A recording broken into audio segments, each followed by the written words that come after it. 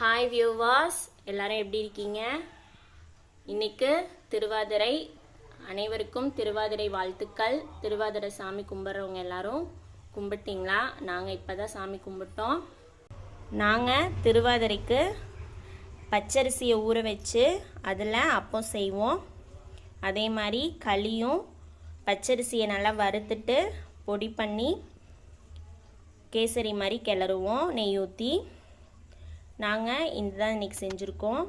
அதே மாதிரி சுட சுட சாதம், 9 காய்கறிகள் போட்டு சாம்பார், புடலங்காய் பொரியல், உருளைக்கிழங்கு வறுவல், அப்பளம் எல்லாம் வச்சு தேங்காய் உடைச்சி சாமி கும்பிட்ருக்கோம்.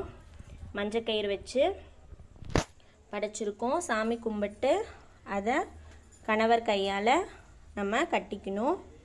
இதுதான் திருவாதிரை நோம்போட ஸ்பெஷல். நிறைய